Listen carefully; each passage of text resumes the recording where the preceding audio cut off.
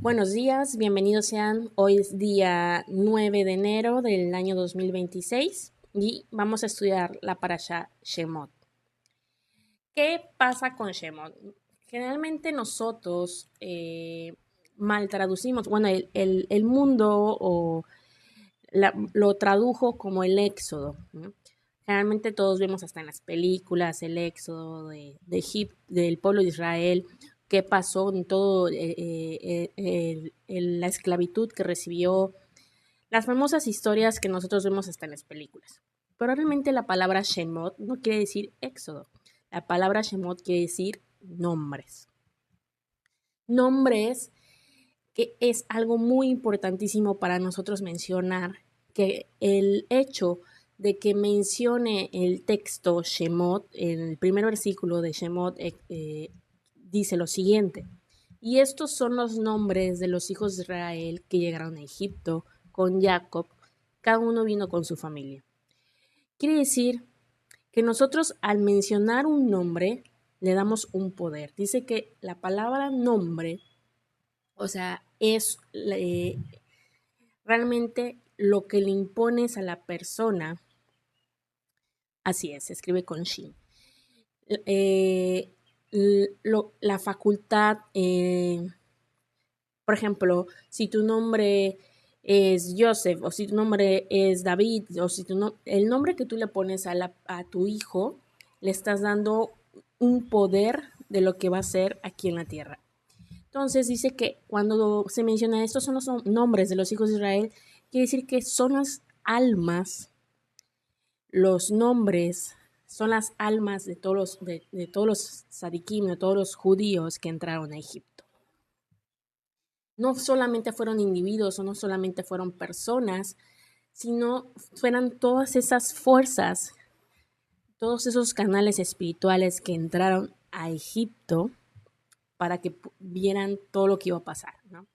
Vamos a encontrar en la raíz de el pueblo judío para nosotros representa la kedusha, la santidad, y para nosotros Egipto representa todo lo contrario. Es la estrechez, es la esclavitud, es el abismo, el caos, todo lo malo. Vamos a relacionarlo con Egipto, Misraim, y todo lo bueno con Israel, que es la kedusha, la santidad, la luz, la conexión. Entonces, empieza la parashá diciendo que esos nombres, esas facultades, esas inteligencias, esos canales de luz entraron a Egipto. Porque recordemos que el pueblo de Israel entró a iluminar Egipto. Todavía no llegamos al exilio. Ahorita vamos a continuar con la clase. Entonces dice que el alma se sostiene por el nombre. La vibración del alma, el nombre trae una tarea al mundo, a la persona.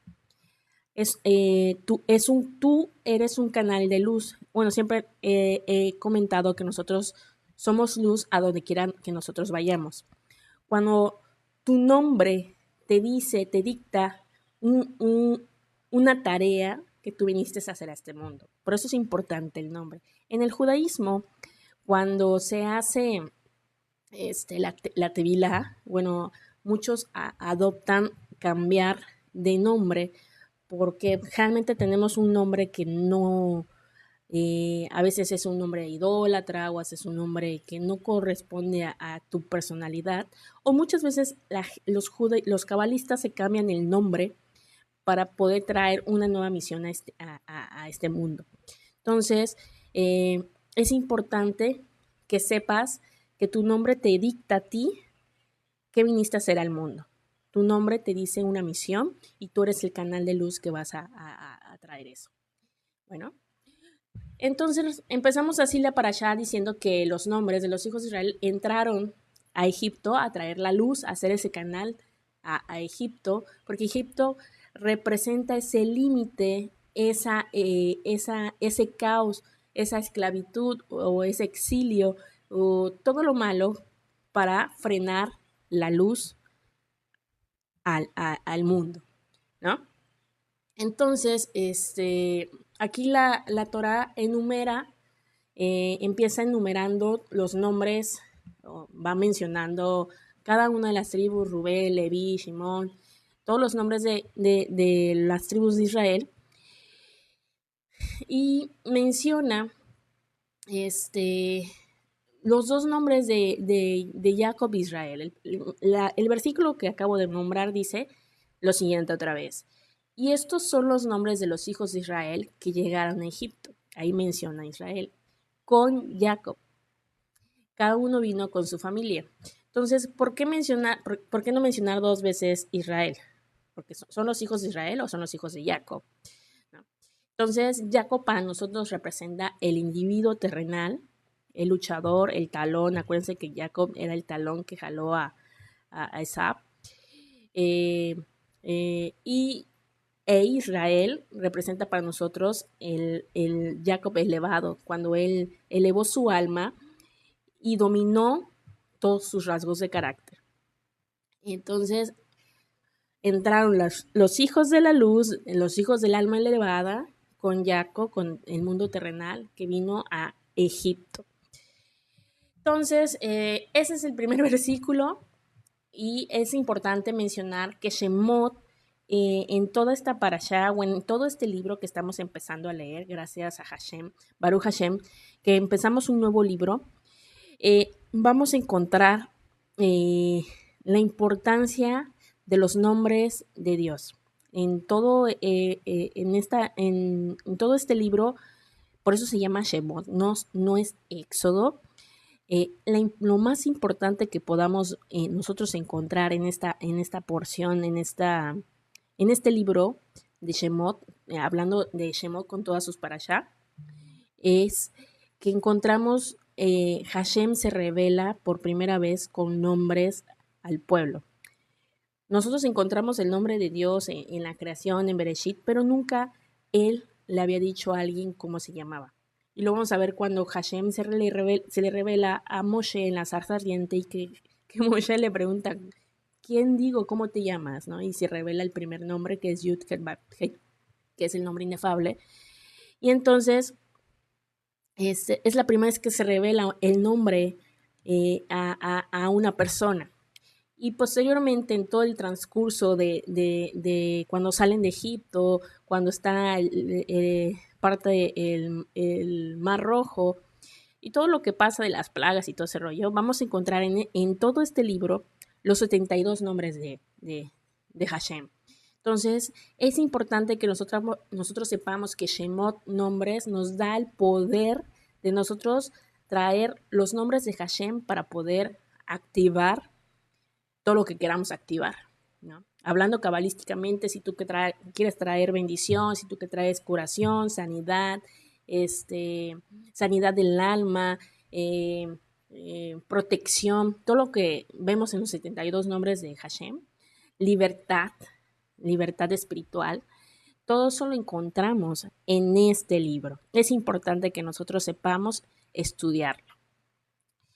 Y pues es la relevancia de que digamos por qué se llama Shemot.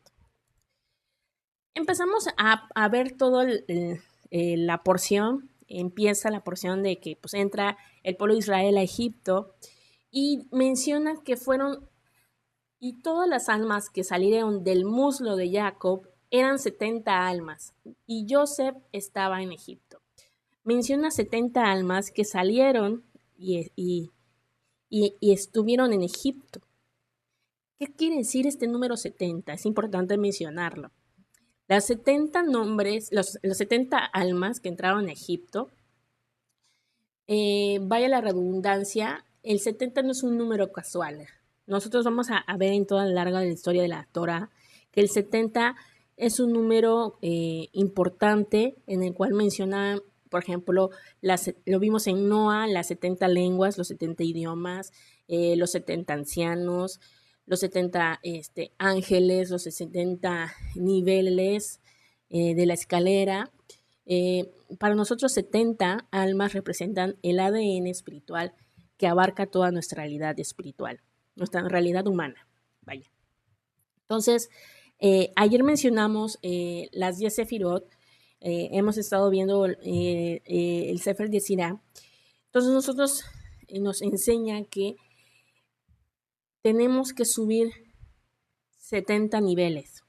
¿Por qué 70 niveles? Porque son las 7 sefirot del Serampín. Del Serampín, acuérdense que es de Geset a Malhut, y cada sefirot contiene las mismas 10 sefirot.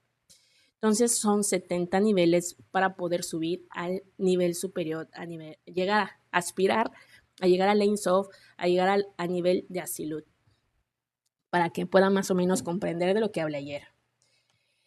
Entonces, pero aquí estas 70 almas dice algo muy crucial: salieron del muslo de Jacob.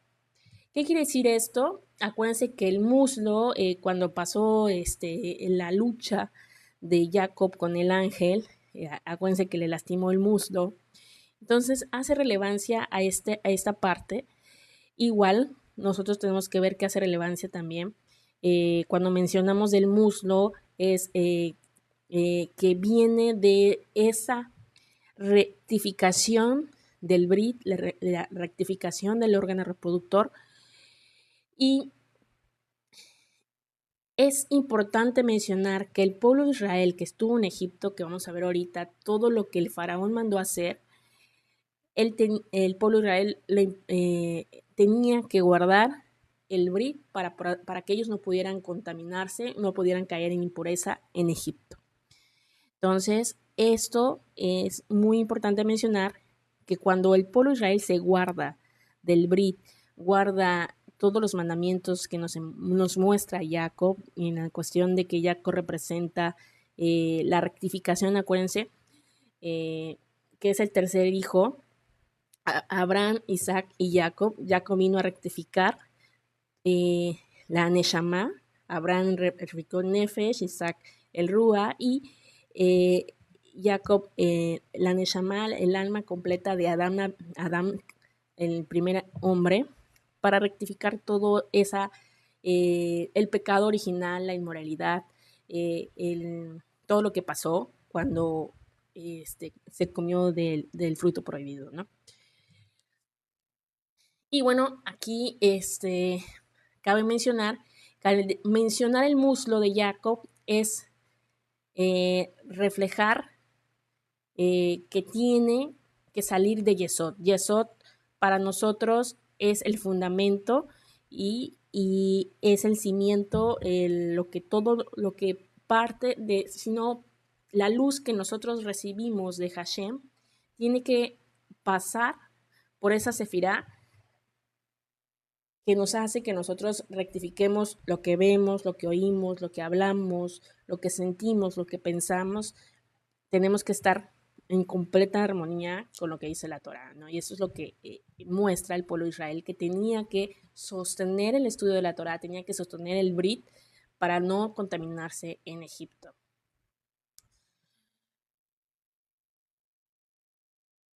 Y aquí nos menciona algo importante, es de que murió Joseph. Y a partir de que cuando murió Joseph en Egipto, empieza todo el caos con el pueblo de Israel.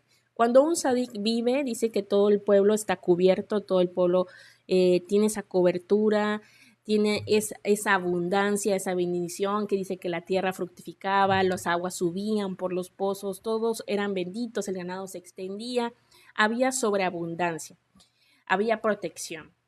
Pero cuando se muere el sadik, dice que ese escudo o esa protección o esa bendición se acaba, porque la Shekinah no está sobre la tierra. Entonces, ¿qué pasó aquí? Empieza todo el caos, empieza todo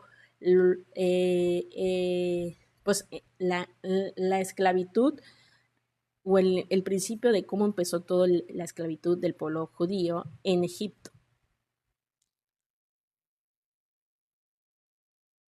Voy rápido porque tenemos una hora, entonces yo sé que muchos están conectándose apenas, pero la clase va a quedar grabada y la van a poder volver a escuchar. De ahí sigue que se levanta el faraón. El faraón en Egipto, el Midrash nos explica que era el mismo faraón. El faraón en ese entonces eh, hay una historia que nos relata el Midrash que el faraón conocía a Joseph y por eso no quería atentar contra el pueblo judío. Entonces el pueblo egipcio se le revela al faraón y entonces pasa por un tiempo en el que, no, pues él piensa que lo quieren matar ya y que lo quieren destituir de ser faraón. Entonces cambia todo su actitud o todo su mentalidad, su política, y ahora sí busca atentar contra el pueblo judío. Entonces, era el mismo faraón, no es un nuevo, porque ahorita se levantó un nuevo faraón, un nuevo rey sobre Egipto que no conocía a Joseph. Entonces, él desconoció a Joseph, cambia su actitud, cambia su mirada hacia Israel y dice, ahora sí, vamos a ponerlos en cintura, ¿no? Entonces, el siguiente versículo dice, y dijo a su pueblo, he aquí el pueblo de los hijos de Israel es demasiado numeroso y demasiado poderoso para nosotros. Vengan, actuemos astutamente con él, para que no se multiplique y suceda que cuando venga una guerra se unan nuestros enemigos y luche contra nosotros y se vaya de la tierra.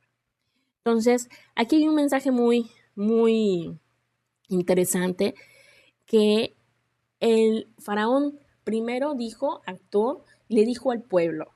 Él no dijo un decreto, él no dijo, ¿sabes qué? Ya mátalos a todos. Él actuó astutamente con su palabra, porque dice el Zohar aquí, o los sabios, que primero ataca la mente y luego ataca al cuerpo. Entonces él quiso dominar con sus edictos, porque primero, ahorita vamos a ver que dictó que pagaran impuestos, que pagaran cosas, y entonces primero empezaron a trabajar y vieron que ellos sí pagaban y sí pagaban, entonces se hizo abundante y se hizo rico Egipto, y de ahí, no, pues ya hay mucha abundancia, hay muchos judíos, ahora vamos a hacerlo todo lo contrario, ¿no? Ahorita vamos a ver la historia. Entonces, para nosotros es importante mencionar que faraón, la palabra faraón en hebreos es paro, que representa la fuerza que ahoga la conciencia, el que controla. Inclusive paro viene también de una raíz o la permutación que significa nuca, contrólate, te ahoga, ¿no? Cuando te ahorcan, la nuca bloquea hasta tu voz, bloquea la voz de tu alma. Entonces, es un bloqueo. Faraón viene a ser para nosotros esa fuerza que bloquea, que busca bloquear la fluidez de luz, de abundancia, de que tú estés bien, ¿no? Y te haga entrar a Misraim, que es el caos, la estrechez, la limitación, todo lo malo para tu vida. Entonces, Faraón es como que ese Yetzer Hará o esa inclinación del mal que te dice, vete por el mal camino, ¿no? Y cuando dice, no conocía a Joseph, se manifiesta, o sea, para verlos a nosotros en nuestra vida, hay que mencionar que hablamos de la historia de Shemot, pero también nosotros hay que tomarlo para nuestra vida. Entonces dice, no conocía a Joseph, se manifiesta de la siguiente manera. Olvida quién soy, olvido para qué estoy, olvido mi pacto, el Brit, olvido mi luz, olvido mis raíces, olvida la Torah, ¿no? Él buscaba olvidar todo eso, que el pueblo de Israel olvidara todo eso para entrar al exilio, entrar a la esclavitud. El faraón no oprime directamente con fuerza en la cuestión de que porque empezó en un discurso de que actuar astutamente, que paguen impuestos, hacerse ricos, y luego de ahí ya vino los azotes, la esclavitud, la construcción de las ciudades. Empezó suavemente porque igual reconocía el poder de abundancia que tenía Israel. Entonces él tenía, representa al faraón, acuérdense que busca el ser humano por inercia busca siempre ser rico, rico en abundancia de comida, rico en abundancia de dinero, vestimenta, coches, lujos. Entonces, aquí Faraón representa el querer recibir, que el pueblo de Egipto trabajara para que pagara impuestos y Egipto se hizo rico, ¿no? Inclusive cuando estuvo Joseph también, Egipto se hizo muy rico, ¿no? Y entonces él buscó esa avaricia primero y después vino pues lo que nosotros conocemos como la esclavitud, el trabajo forzado, los azotes, todo lo que tenía el pueblo de Israel cuando edictó que trabajaran, ¿no? De ahí vemos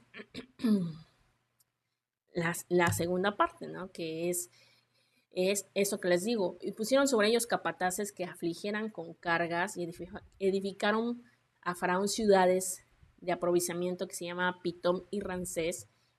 Pero en cuanto más los afligían, más se multiplicaban y más se extendían y estaban atemorizados a causa de los hijos de Israel. Entonces, aquí también hay una información muy importante, ¿no? Él, él, él pone capataces para poder pues imagínense la película, ¿no? Yo creo que la mayoría de todos han visto películas, ya sea la caricatura, los 10 mandamientos, cualquier película de Moisés, vemos que están los capataces de ahí azotando y ponte a trabajar y casi ni les daban agua y trabajos forzados. Y aquí dice que en el hebreo dice le anotó para afligirlos. No solamente es aflicción, no solo es cansar, es humillar, bajar el espíritu, romper la dignidad de la persona. Más adelante vamos a ver las plagas de Israel y vamos a ver todo la medida por medida en que fue castigado Egipto por toda esa aflicción, esa humillación, el que te bajen tu dignidad, el que te bajen tu autoestima. En este caso, la persona, un judío, podía estar trabajando, pero no solamente lo azotaban para que trabajara más, aunque ya tus fuerzas no te dieran para poder levantar un ladrillo, lo humillaban, lo insultaban, me decían, no, oye tú, chaparro, ya no tienes fuerza, ya no sirves para nada, o todos esos insultos verbales humillaban a la persona. Entonces había muchos maltratos verbales, no solamente sobre su físico, su persona, su familia, su esposa. Había muchas cosas que los capataces hacían por humillar al pueblo judío. Luego dice, Siblotam, sus cargas. Sebel es carga física que también sugiere vivir cargado emocionalmente, vivir cargado con ansiedad, vivir cargado con presión, el peso mental. No solamente una carga física de trabajar, de que no te dieran las fuerzas, de levantar los ladrillos, de hacer el lodo, la mezcla para poder hacer las pirámides, sino también era una carga mental porque de recibir tantos insultos, de recibir tanta presión, dicen, no, si hoy no cumplo la meta, que es hacer tantos metros cuadrados de construcción, es una presión que tenía el pueblo judío que no aguantaba, ¿no? Entonces, ahora, ¿qué pasa con nosotros? Egipto para nosotros representa todo ese caos mental. De aquí surge lo que nosotros vemos como las ansiedades, las depresiones, las enfermedades, todo tu psique mental que tienes es estar en Misraim. Para nosotros representa a Egipto. Todas tus preocupaciones, acuérdense que la ansiedad viene porque estás preocupado de qué pasará. Y la depresión viene porque vives en ese dolor o en ese en, bueno, por muchas cosas, ¿no? En chiste es que nosotros tenemos que trabajar, poder salir de ese Misraim, ¿no? Este trabajo de Shemot para nosotros representa dejar todas tus cargas, dejar toda tu aflicción, toda tu humillación, toda tu carga física y mental a Hashem. Porque Hashem es el único camino hacia la libertad, ¿no? Que representa soltar todo eso. Ahorita vamos a ver todo ese camino. Entonces, bueno, esa es la aflicción que pusieron y quiero mencionar que, bueno, en este caso dice que Faraón mandó a construir dos ciudades, Pitón y Ramsés. Pitón y Ramsés, Pitón en el hebreo quiere decir boca cerrada. De peto, que quiere decir en este caso boca, P. También viene de abismo, boca cerrada, boca del abismo, quiere decir pitón. En este caso se asocia con el cierre de la palabra, la falta de expresión espiritual. La gente, el faraón mandó hacer todas estas cosas para que hubiera un cierre de flujo espiritual. Y Ramsés quiere decir elevación del ego, ¿no? Viene de ra, de mal, de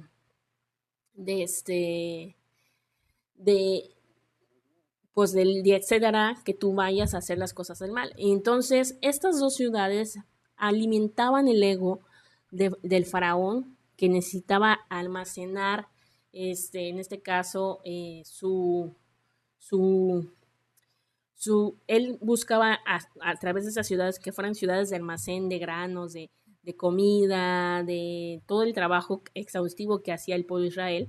Pero independientemente de esto, era para su ego, para su control, para su acumulación. Él tenía una paranoia de que el pueblo de Israel iba a acabarlos, ¿no? Ellos se multiplicaban, pero acuérdense que menciona, estaban atemorizados a causa de los hijos de Israel que se multiplicaban y a pesar de todo lo que hacían, ellos estaban bien. Ellos seguían trabajando, ellos respondían, ¿no?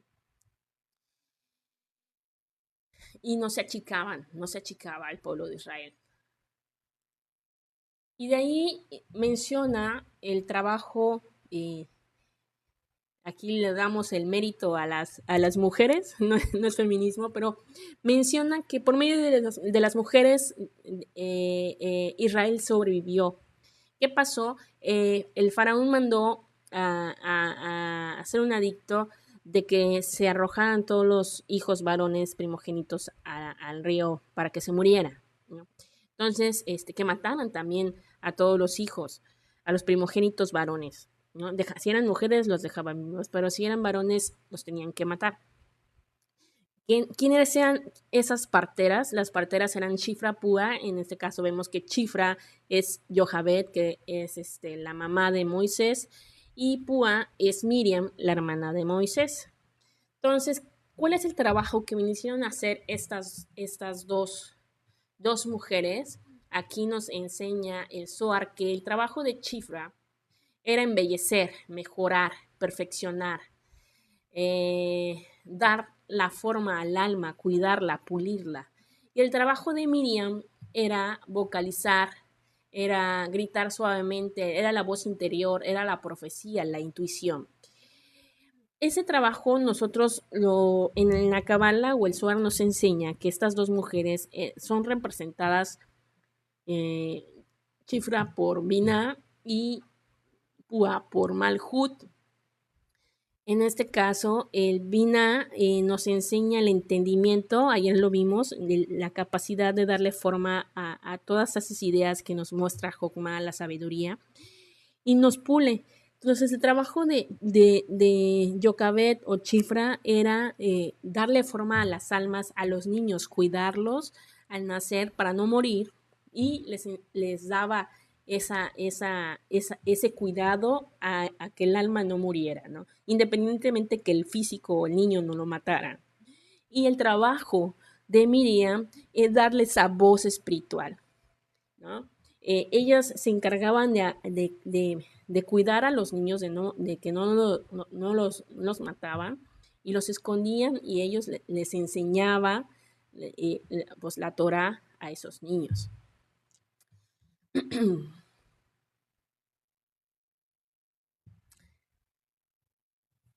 Y bueno, empezamos aquí con el nacimiento de Moisés, ¿no? Cuando pasa, permíteme tantito, cuando pasa que arrojan los niños al río, pues pasa que en este evento, en ese transcurso de todo esto que está, de estos tiempos que da ese dicto el faraón, nace Moisés. Entonces, ¿qué hacen Chifra y Púa? Pues obviamente cuidan a Moisés y lo ponen en su canasto y lo arrojan al río. Entonces, el Midrash también nos dice que todos esos niños estaban en el río ocultos y que el mismo río, en vez de matarlos, los alimentaba con sus plantas, les daba agua, les daba... Entonces, ellas cuidaban en unas ciertas zonas que ahí estuvieran. Entonces, cuando nace Moisés, dice que Jocabet, en este caso a su madre o Chifra, lo ponen en el río y le dice a Miriam, ve y asegúrate que llegue al lugar, ¿no? Entonces ella va y obviamente vigilando hacia dónde va la canasta por el río y la canasta de Moisés llega a donde está Batia, ¿no? Batia era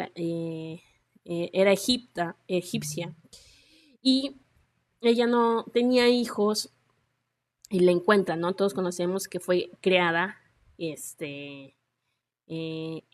fue creado Moisés como príncipe, como hijo del faraón, ¿no? Y esta historia nos enseña que, bueno, cabe mencionar lo que quiero llegar a decir. Ya hablé de la historia y vamos a mencionar qué representa para nosotros el Nilo, ¿no? El Nilo para Egipto era una divinidad falsa, era un sustento impuro, era una fuente, ellos adoraban el río. Y entonces ellos, el edicto que dijo el faraón de que entrégalo, o sea, arrójanlo al río para que se muera porque pues era su Dios y su Dios iba a aniquilarlo. Entonces era entregarlo al Dios impuro para desconectar el alma de los niños, ¿no? Morir y que se murieran. Pero ellos no, él no sabía que iban a ser Moshe y que él, Moshe, era el que iba a rectificar ese conocimiento, bueno, esa agua para nosotros, él iba a traer la misericordia, iba a traer la verdad, o iba a traer, pues Moisés fue el que trajo, o sea, bueno, no trajo, sino Hashem le reveló la Torah y todo lo que viene, la libertad, todo lo que, o sea, Moisés es nuestro máximo patriarca que trae la libertad al pueblo judío, ¿no? Y trae el regalo que más nosotros tenemos, que es la Torah. Entonces, en el capítulo, vamos a empezar el capítulo 2, todo esto que les dije es del capítulo 1. En el capítulo 2 vemos ya el nacimiento de Moisés y empieza a mencionar la historia de la casa de Moisés, ¿no? De su padre. Él viene de la tribu de Leví, del sacerdocio.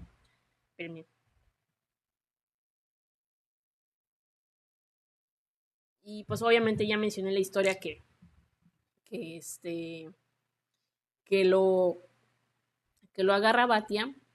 Entonces Batia, pues tiene sirvientas y en este caso, como las sirvientas en este caso eran también Johabed y, y, y Miriam, Miriam se acerca a Batia y le dice, no, pues como tú no tienes hijos, ahí están las nodrizas que dan leche y amamantan, entonces ofrece a su mamá para que su propia mamá amamantara a Moisés, ¿no? Entonces, ¿cómo se cumple esa misión de estas dos mujeres que buscaron salvar el alma de Moisés y infundirle ese propósito divino a lo que él vino a hacer, ¿no? Entonces crece Moisés y él crece Bati era la hija del faraón, crece como egipcio, pero sin embargo conoce un poco de lo que Jochebed y Miriam le enseñaron. Y Moshe observa, o sea, menciona aquí en este capítulo que observa cómo está la esclavitud y que un hombre golpea a un judío y él se molesta y al, al molestarse pues dice que lo mata y entonces era un pecado mortal en este caso atentar contra un egipcio y el faraón los mandaba a aniquilar. Entonces, ¿qué hace Moshe? Huye porque sabía que había pecado. Aquí también menciona que las raíces características de Moshe, ¿no? Que empieza su camino hacia la rectificación. Como vemos, todos los patriarcas tenían que salir de su confort para poder hacer esa ascensión de su alma y poder traer todo ese trabajo que tenían que hacer de rectificación en el mundo, ¿no? Salió Abraham con Lech Leja, salió Isaac, ¿no? Salió Jacob y luchó con el ángel. Joseph pasó con todas las cárceles de la esclavitud, de lo que lo vendieron sus hermanos, para poder trabajar todos sus rasgos de carácter y mejorar y ahora sí hacer y traer la bendición al mundo ya que rectificó. Entonces Moshe tenía que salir de Egipto y para poder encontrarse con Hashem, conocer a Hashem y poder venir a hacer su trabajo a liberar al pueblo judío. Entonces Moshe huye a Midian y entonces es donde se encuentra a Yetro, ¿no? Yetro, dice aquí, las hijas de Reuel o Yetro, Reuel, en este caso, se conocía como si fuera un hechicero, ¿no? Y entonces, lo mismo que pasamos con cuando acuérdense que vimos con Jacob, cuando van y conocen a sus esposas, los padres de sus esposas eran personas idólatras. Pero aquí vamos a ver más adelante que pues Yetro se convierte y se acerca a la Torá. Entonces Moshe vive unos años con Yetro, se conoce a Sífora, su esposa, y tiene su hijo, ¿no? Todo este relato del capítulo 2 es la vida que él vive en Midian. Empieza a pastorear ovejas, su trabajo, y, y, y se acerca a Hashem en el aspecto de que tiene ese recuerdo de que hizo algo en Egipto y que Israel está en esclavitud.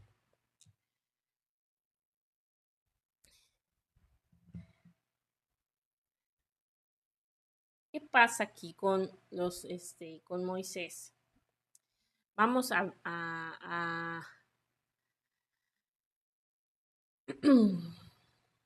mencionar el secreto de que Moisés va a Midian. A ver, déjenme aquí verlo. Es que tengo tanta información.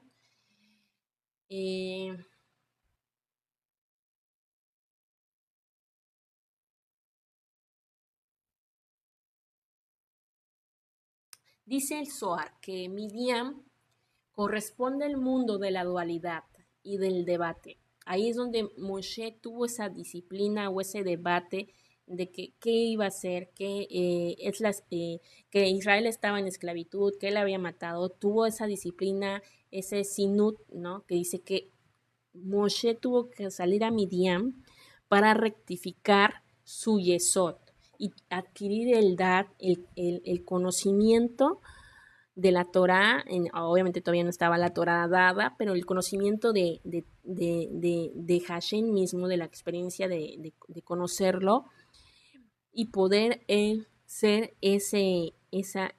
tener esa madurez o ser ese líder, formar toda esa su formación de su persona para poder regresar a Egipto y liberar al pueblo, ¿no?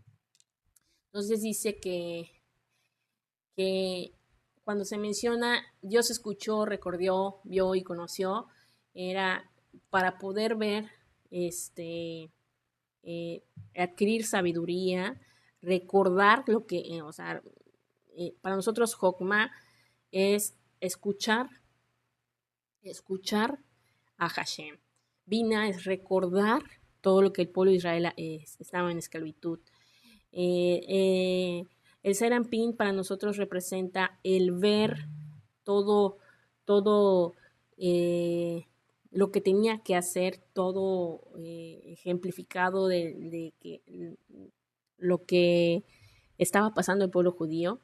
Y el Dat es el conocimiento que Hashem le reveló para poder decir yo soy el que soy, ¿no? Continuamos al capítulo 3, voy un poquito rápido porque pues tenemos poquito tiempo y es donde se relata cuando Moshe sube al monte y pastorea al rebaño de Yetro y llega al monte de Oreb, que nosotros conocemos como el monte de Dios, y ve la zarza ardiente. Dice que se le aparece el ángel y la zarza en llamas, pues no consume pues el arbolito, ¿no? La zarza. Entonces Moshe se acerca y Dios le llama por su nombre.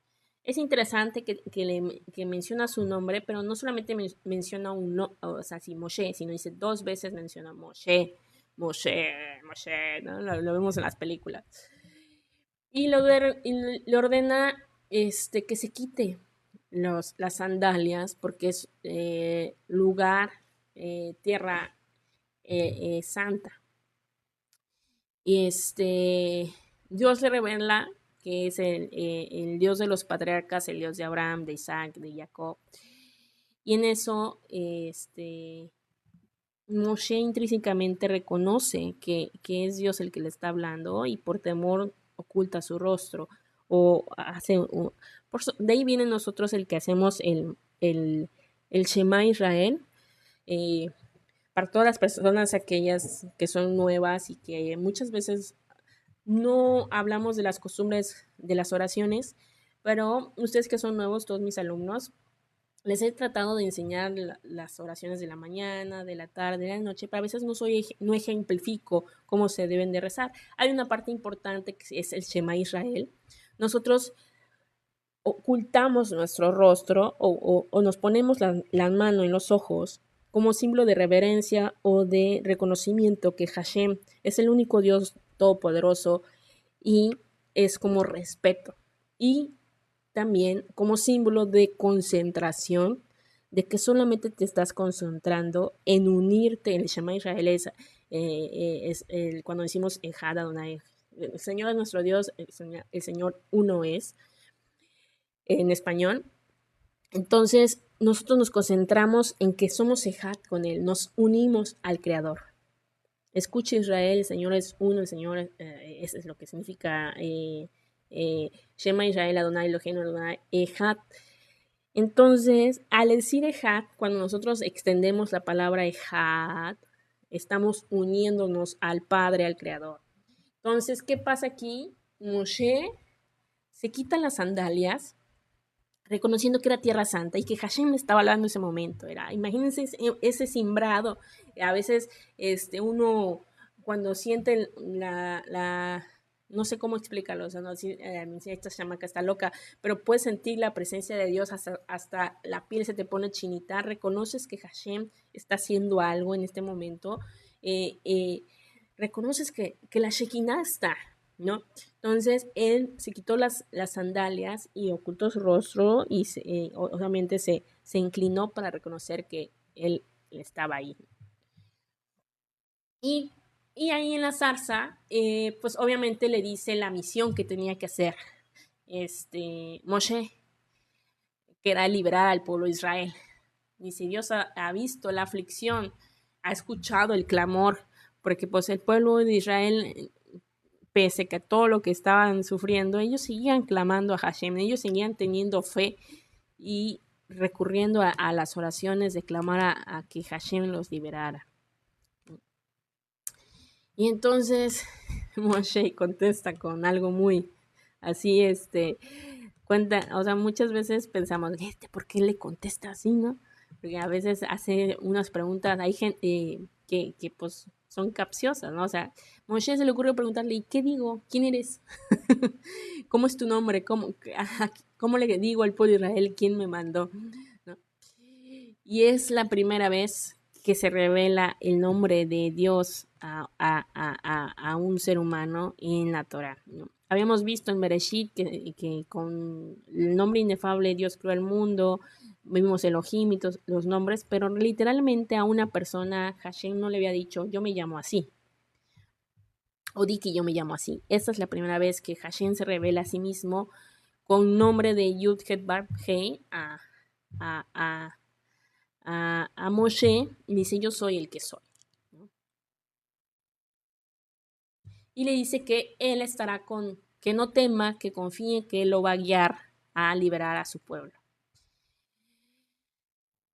Y más que nada este nombre de Yud-Heh también nosotros lo conocemos a lo que corresponde al nombre de Eye, soy el que soy, ¿no?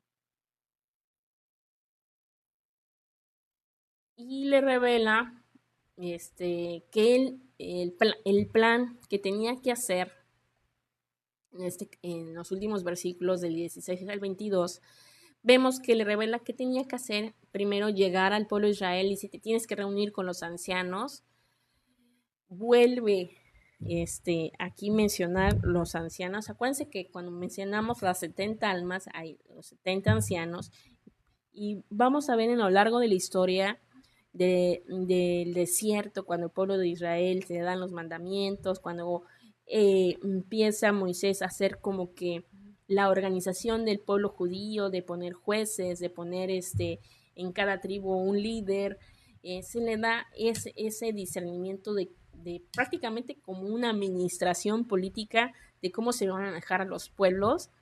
Entonces, estos ancianos en lo largo de la historia son las voces sabias o como que el jurado de cada pueblo que mencionaba y obviamente eran personas estudiadas, conocedoras, temerosas y no eran lucradas. Hoy vemos en la política que hay corrupción, les dan dinero por acá y hacen eso. Aquí, en lo largo de la historia de la Torah, mencionan que estos ancianos nunca fueron corruptibles, ¿no?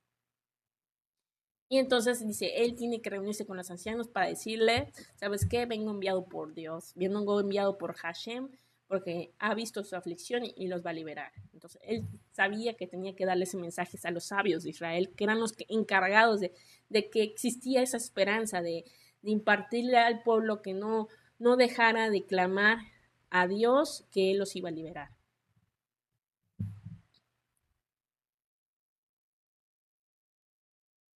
Y les cuenta todo el asunto que iba a pasar con las plagas.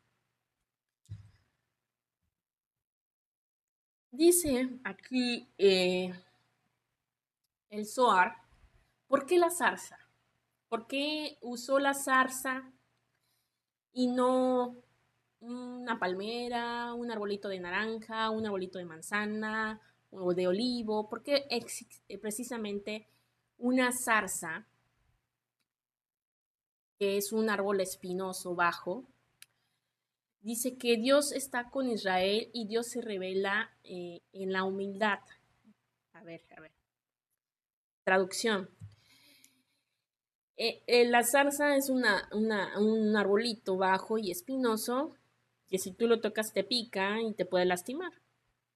Entonces, lo que quiere decir es que Israel tiene un sufrimiento y Dios se le revela en una zarza que no se consume por el fuego, no se consume por el sufrimiento y automáticamente vemos que Moshe se quita las sandalias y busca ir y reconoce la presencia de Dios, y aquí nos muestra que debemos de tener humildad.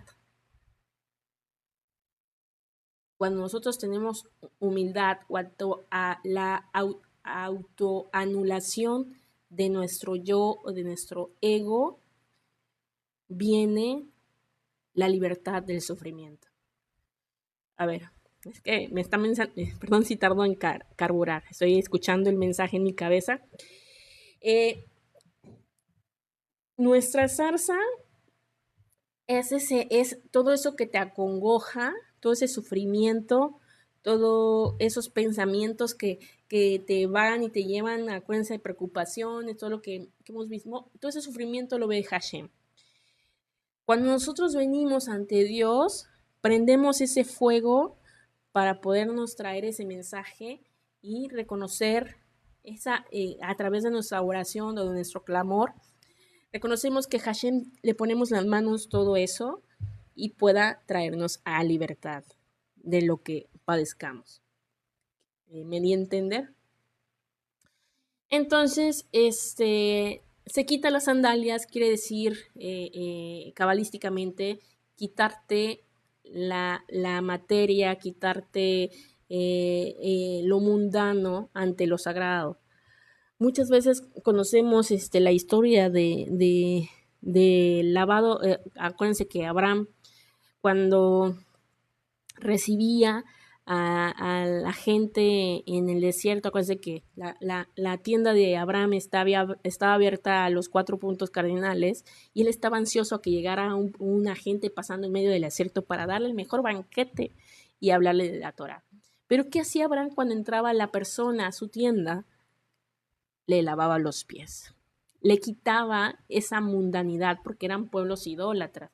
Entonces, en los pies, acuérdense, los pies están conectados a Malhut, los pies están conectados a nuestro mundo físico, material, terrenal, que representa todo lo que queremos dar, queremos recibir, todos los placeres, ¿no? Toda la materia. Entonces, aquí era quitarse esa materia, tener esa humildad, quitarte tu ego, tu autoanulación, quitarte todo lo que te atormenta, todo lo mundano, para reconocer que Hashem es el único que tiene el poder de traer la libertad. Cuando le dice que es llamado por su nombre y lo menciona 2 veces, es un llamado de amor y de conexión del alma de Moisés. Primero le llama con amor Moshe, y el otro Moshe, que decir, el segundo es la conexión del mundo inferior con el mundo superior.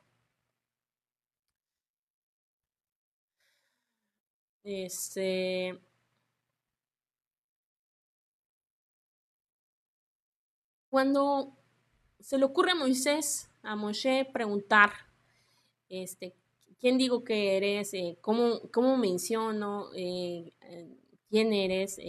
No me van a creer. Él tenía no es que dudara de Hashem, sino que él tenía, a Moshe se le conoce como la persona más humilde del mundo, del universo. Entonces, él tenía esa personalidad humilde de que él no se sentía digno de tener esa misión, y que no sabía si iba a poder cumplir. ¿Qué digo? ¿Cómo les digo para convencerlos? Yo quiero hacer la misión, pero no sé si ellos me van a escuchar, ¿no? Entonces, Hashem le contestó: yo soy el que soy, dándole el poder más grande, que es el nombre inefable. Todo el estudio del tetragramatón viene darle el poder espiritual de que todo lo iba a hacer Hashem.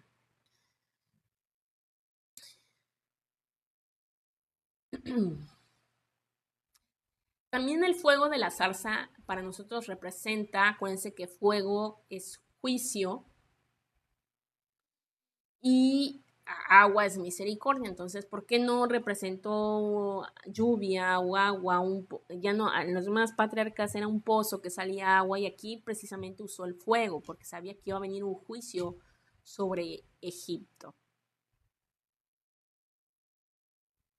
Y al no consumirse la zarza, era el resultado que la Shekinah no iba a ser destruida en el pueblo de Israel, mas sin embargo iba a hacer juicio sobre el pueblo de Egipto.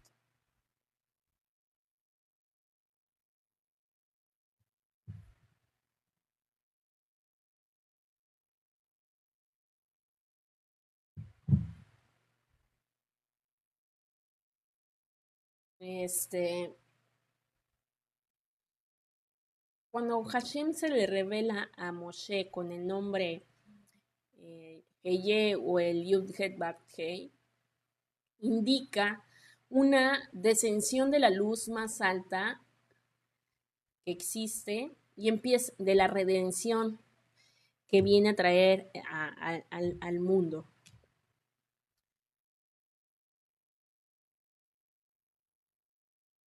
Moshe iba a traer una misión muy importante que era traer el conocimiento de lo alto, que acuérdense que el trabajo del faraón era hacer todo lo contrario, que el pueblo de Israel no tuviera el dat para nosotros significa el conocimiento de Hashem, el conocimiento del todo, de que ellos siguieran estudiando Torah, que ellos siguieran guardando la Brit Milá, que ellos siguieran guardando la Torah para no estar en impureza o no contaminarse con Egipto.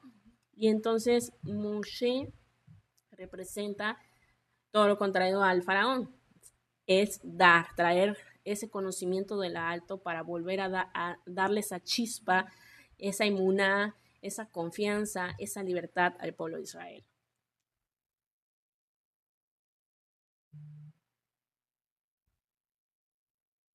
Este,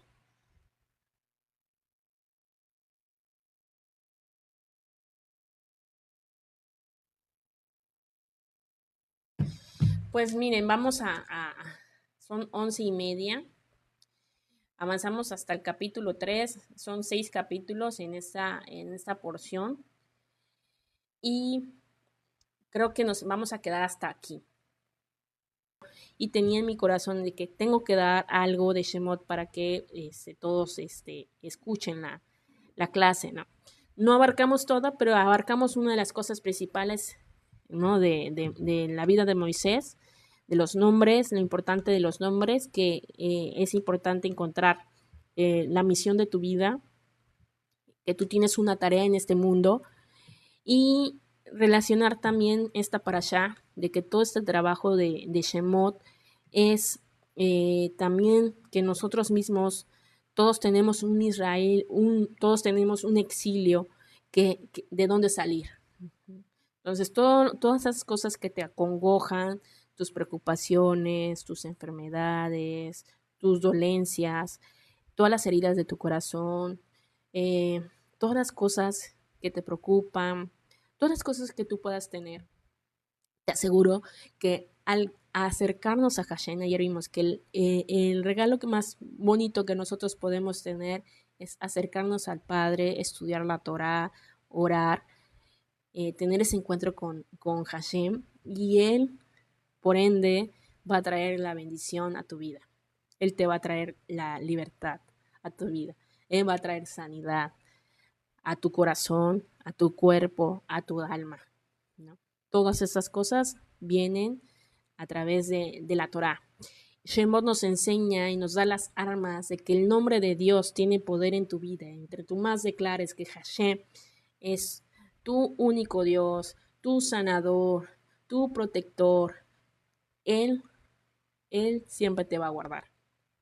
Entonces con esto me despido y gracias a todos por habernos escuchado y espero que les haya gustado lo poco que di, pero bueno, dimos algo de la parashá y les deseo bendiciones, Shabbat Shalom, porque vamos a entrar a Shabbat.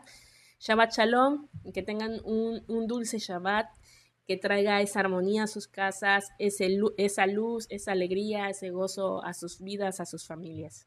Bendiciones. Shabbat Shalom.